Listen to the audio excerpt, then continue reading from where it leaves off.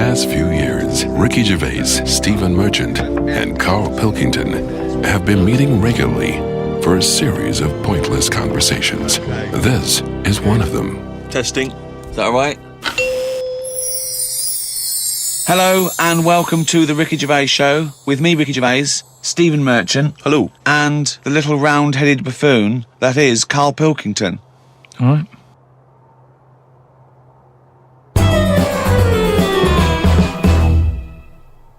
Do you know the other week when I came up with like a different idea of how we can sort of make the world run and that? Can we just have a quick recap of that? Because I seem to remember it was a load of old arse. It was ridiculous. It was he was saying that the world is overpopulated, so the system would be where people were living too long and stuff. So what happens is people live till 78. I don't know how you can enforce that, right? Yeah. But when they die, they've got a little baby in their stomach, Right. like a pip in an apple, that then carries on when they die. Right. It wasn't a theory. It wasn't an idea. It was the ramblings of a mental case. You're saying it's stupid, but someone's emailed in and said, "Oh yeah, that's pretty good." Just saying, if that's a no, right? I've been thinking. It is a no. What about if we do it the other way, right? Ah, Go on. Somehow, I don't know how. A kid has an old lady? that's what it's going to be, isn't it? A child give birth to an old man. No. What I'm saying is, right? Go on. Work the other way round. Come on then. So if somehow we can inject something in like a body that's just died, right? Listen to this. Imagine this is notes. So- when he hands it into the Nobel people, Yeah. and they go, if there's a way that we can inject something, and they go, well, what? Well, I don't know the chemical formula, but something HO2. Right. So anyway, so you inject it in the temple. He's narrowed it down to the temple. So what happens? She sort of wakes up, Amazing. right? And she works the other way. So like she might be 77, Yep. and then she'll have a birthday. She's 76, and she's working that way. Right. If you know what I mean. Okay. Are you with me? No, keep it. Because the thing is, you've got. I'm really scared. Yeah. I'm really scared. This is the maddest thing you've ever said. This is madder than the old lady with the pip like an apple in her belly. It sort of did work. This is No, it didn't work. It worked in your head. It's like a dream that you wake up and go, oh, I've got a great theory. And This is it. Let me just tell you the Go on, then. ending, because the endings works out a bit better. Go on. What I'm saying is, when you die at the age of 78. 9 months, What? at the age of 9 months, because that's when you come out, What do you mean when you die at the age of you're not 90? scared of dying because you're now a baby, so you don't know what's going on anyway. So there's no fear. So you've missed out a bit here. So this woman, literally gets younger and younger? I think when she's in her 20s, she's in her old age, Rick. Yeah, but it doesn't matter because that's the fun part of your life, isn't it? When you're 20 and you've got all your energy and that. So before you die, you're actually having a good life rather than it being the other way around. But does she do different stuff than she did on the way up? Because she's already lived 78 years, hasn't she? Don't forget. She was a baby once, and she grew to 78 years. Then someone stuck a needle in her head and said, right, back you go. No, we'll forget all that bit. I'll forget all that bit. How do we forget that bit?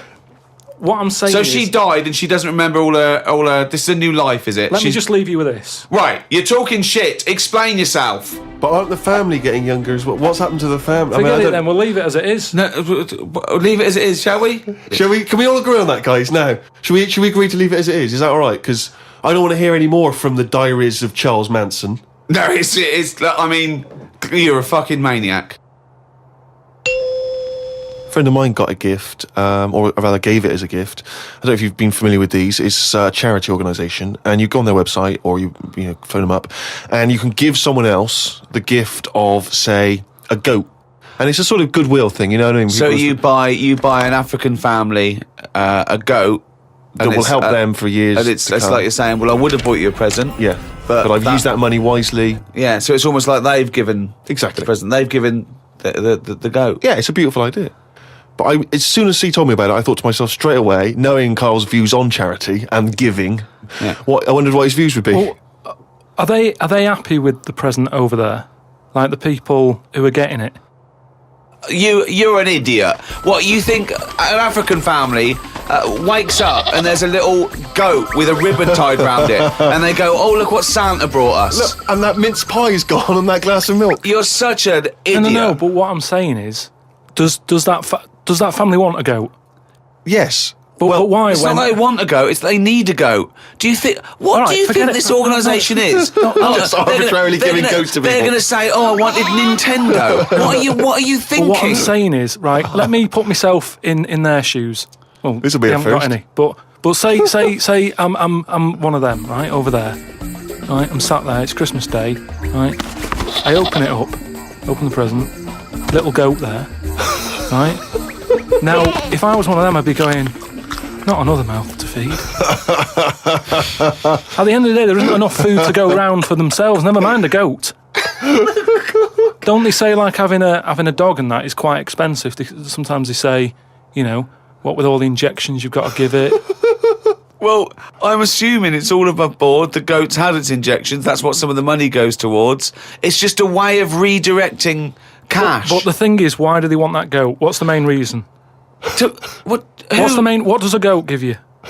Milk. Right. Now, wouldn't it be easy to just send them a bottle of milk?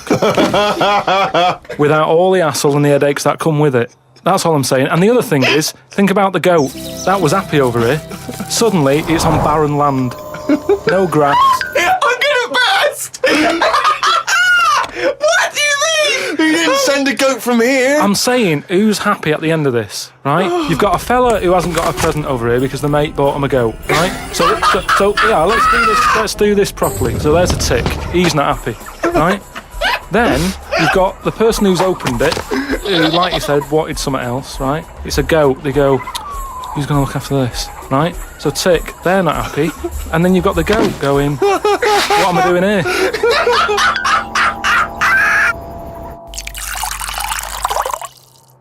Definitely love this, surely. Have you started seeing this now? Virgin are starting plugging Virgin Galactic. I think it's something like 200,000 quid, and you'll get a chance to go in a space shuttle into space. Carl, thoughts? Going to space. Wouldn't it be a fascinating experience to go into space and look back at the Earth? I mean, at what point are you all meant to be happy? Do you know what I mean? You're floating about up there, and because you don't get out, do you? What, you mean to do some duty-free shopping? I'm just talking, you don't go floating about, do you? You stay in your seat. Well, they probably let you move around on the shuttle. Yeah, no, but I'm talking about getting out. For me, when you go on you want to holiday... get out into space? Yes, but that's what I'm saying. When you go on holiday, the flight bit isn't the best bit of the holiday, is it? That's the bit you've got to do. So what I'm saying is you've got to stay on this and then you go back home. So you don't take luggage, right? I don't see the point. Right, so you're there, you're sat in your own clothes for the whole time, same clothes the whole time. But I don't understand what is the point. I think it's the view. I think it's two things. I think it's the view and being able to be part of an exclusive club. I went into space. It's all that thing about man conquering nature, and you're one of that elite few that have managed to pop up, see the world from a distance that no one else can see it from, and then pop down. All that way just for the view. Yeah. Is it worth it? I mean, there's a lot of other places I haven't seen anyway. Right, before I think about that, I think if you've done everywhere, I haven't been to Scotland yet. Right? Right, yeah. I'm not being funny, but do you know what I mean? So just have a look in your back garden before you go looking in someone else's. In space? Yeah. Yeah. What would make it a trip worthwhile for you? I mean, if you did go into space, if we gave it to you free of charge, we said, Carl, go up into I know space. the answer. I know the answer to this, Steve. He's thinking, I'd like to meet some aliens that can talk like I do, Yeah. and I can understand them, and they can tell me something. Like what? Oh, they met God, he was all right. That's the sort of thing, that's what he's going to say. He'd like them to look like monkeys in spacesuits. Yeah. That would be his ideal thing. He'd like to go to the planet of the Yeah, he's apes. gonna say the apes. He Yeah, would I'll do that. love They to can go arrange to the... that. Look, he's nodding. He's Yeah. nodding. Thoughts, Carl? Well, yeah, that'd be brilliant. What would be brilliant? Seeing a little alien and that, having a chat with him, find out what's been going on. What's been going on? No. But don't you think that, like, I mean, if you bought me that as a present, right, Yeah. either of you, Yeah. I wouldn't be that happy. For me, that's a little bit like... Well, that's annoying because we've got you a trip We to just space pulled and a together. goat. Yeah. Yeah. Do you know how, like, I am interested in sort of going on another planet? right? Not, Carl, you are on another planet, mate. no, but do you know what I mean? It would be quite sort of interesting. How do you think you'd get there? Well, yeah, you'd go on a rocket and stuff, but what I'm saying is, at least you know when you get there, you're getting out, you're having a bit of a wander. But I wouldn't be happy in just the journey bit of it. That's all I'm saying. That's great, isn't it? But the thing is, right, because I was looking into it a bit, because I was reading about the Virgin Atlantic thing, right? And I was reading something that in 1971, right, 3 of them went up there. There was one bloke in the rocket, right? The other 2 wandered off, had a walkabout, seeing what rocks they can find. And that bloke who was in the rocket, right, he was the loneliest man ever in the world. I don't know what to do. What that was. I don't know what to do. I don't know if that's some sort of profound poetry or I don't. Do you know what I think he's trying to say? He's trying to say he was, by definition, a human furthest away from all other human contact. Yeah, that's what I said. Yeah, okay. No, you said loneliest. Loneliest evokes an emotion. Yeah. But it's like he started crying and writing poetry and listening to Morrissey records. But what I was thinking is, do you think when he got up in the morning, he still bothered to put his clothes on? That's the first thing that came into your mind. No, when just you because pictured him I in always, there. at the end of the day, even if like my girlfriend Suzanne's out at work and that, I'm not happy walking about with everything out because you never know what's going to happen. I just mean, you never know if someone's going to turn up. no, I don't like what I don't like. No, I always pop some pants on or a towel, even if I'm not alone. always. Because I've knocked on your door when you've been stood there with. No, he's taking his trousers off. I did it especially knowing that you were there. I've done it especially to annoy you. Right. Yeah, so. But do you know what I mean? Do you think he was walking about the rocket with his tackle out, or did he go, no one's watching here? Do you reckon it floats up or down? Well, if you are the man who was up in a space rocket and was for a short period the loneliest man in the world, we'd love to hear from you. We'd love to hear what you did with your time, how lonely you felt, and also Lonely? did you float around with your cock and balls out? Carl, if you could have a superpower like Superman, what would your superpower be? Can I suggest consciousness? Yeah. Can I have the power of thought? Remember, you've already got opposable thumbs.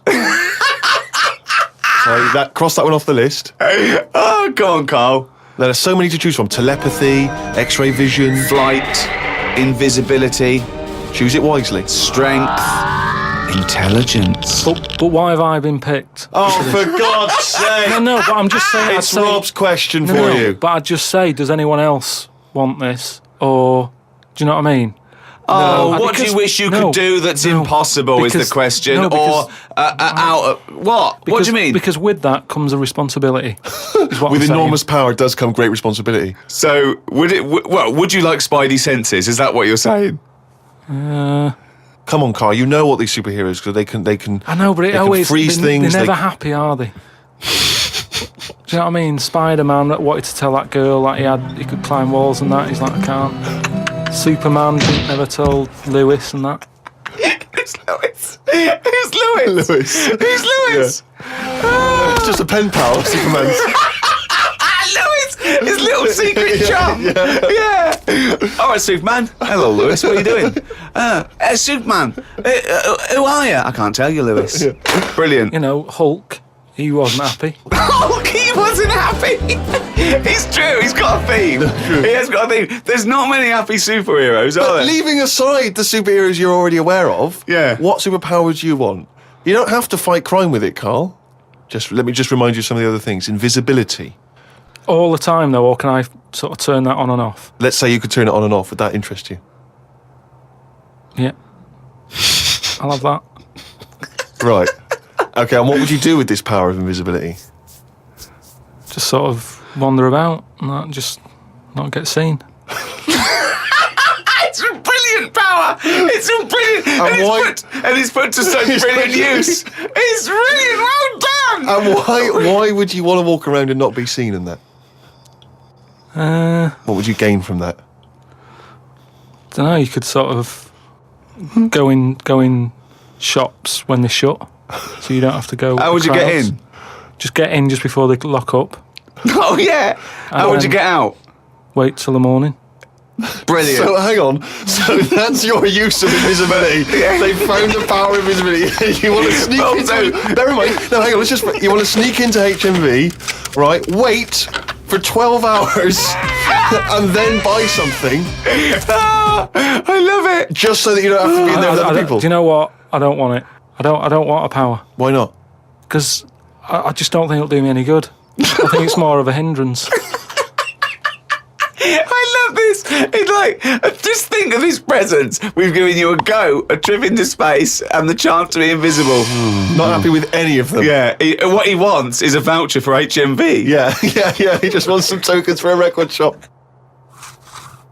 Just going through a few more of these emails. This one's from Kent from Nova Scotia, Canada. He says, Carl, he's wondering if you've got any personal mantras that you could pass along. For instance, he reminds us of Ben Franklin's famous mantra, waste not, want not. Who said that? Ben Franklin. What did he do? What was his job? Benjamin Franklin was a well-respected American politician from the 1800s. He was a sort of thinker, a philosopher, a scientist, deeply respected. Also a big political figure. He features on the dollar bill or the $10 bill or something. Yeah. So he's one of the great sort of American Enlightenment thinkers. And he came up with the mantra, waste not, want not. You must know waste not, want not. I mean, that's just... Do you understand the phrase waste not, want not? No, not really, no. What does it mean? I've never used it. It's like... don't throw stuff away because you might need it, and therefore you won't be wanting anything because you didn't throw it away. So he was a bit of a hoarder. If you don't waste food, for instance, then you He's a bit of a hoarder. For God's sake. No, but I'm just saying, he's a man in power. Is that the best thing he ever said? No, I'm sure he came up with many, many profound so why things. Is that one he did remembered? Experiments in electricity and conducting electricity, all sorts. But that impresses me more, inventing electricity, than someone... He didn't invent electricity. Wait a minute! Didn't impress you more than what? Just saying, waste not, want not. I don't think it's that good. It's not even catchy. How would you word it? I'd just say, whoa, don't be chucking that out. You might need that later.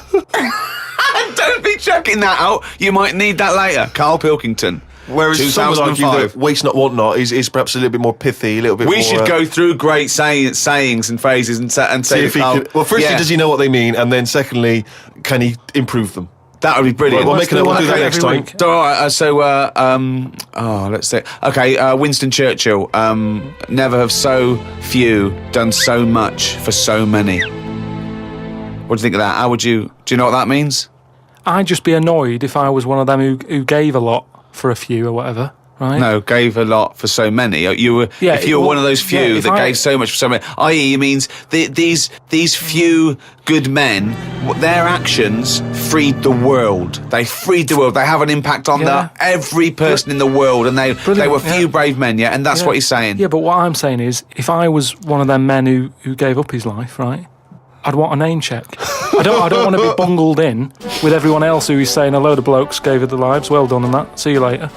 That's brilliant. Did you just say bungled in? Yeah, bungled in, yeah. You made up a word. I don't want to be bungled in. You made up a word. See, that's it. You see, we've been looking for it. That's original. That's Carl Pilkington. I don't want to be bungled in. Right, do you know we've chatted about charities before, haven't we? Sure. Yeah. Done a lot of stuff on that, right? Just coming back from Manchester, right? Got off the train, Euston. Yeah. Right? Got off the train, walking through the busy bit and stuff. There's this fella stood there, right? A charity worker. Yeah. Right? Nice looking fella. He's got his suit on, a tie and everything, quite respectable and that, right? Look down at his bucket. All money's been put in the bucket and that, Yeah. right? On the front of the bucket, right? It says collecting for the homeless at Christmas. Now, why can't they do that? What, the homeless? The homeless people. Why is some fella taking his time out, right? His own time where he could be at home. Why? Some of us have got homes to go to. Yeah. Why? Do you know what I mean? What do you think? Just give them the buckets? Well, what are the homeless people doing whilst he's doing that? Is what I'm saying. What have they got on the timetable? Cut out the middleman. Cut out the middleman. what would prevent a homeless person and an entrepreneurial or homeless person just getting a bucket and writing that on there themselves? Could I suggest something? Hunger, some drug addiction, traumas, often mental illness. Just possibly too depressed to get up, put a suit on, and go to Euston Station with a nice bucket with some writing on it. And then, right, I was thinking about that, right, and I was walking down the street in London with Suzanne. Saw a little homeless. Oh, well, I didn't see the homeless bloke, right. I saw a leg, right, sticking out of a doorway. Thought, here we go, right. Walked past it, right. You're not going to believe this. Go on. Homeless. Yeah. Chinese fella. I've never seen one of them. No, I'm not having a go, right?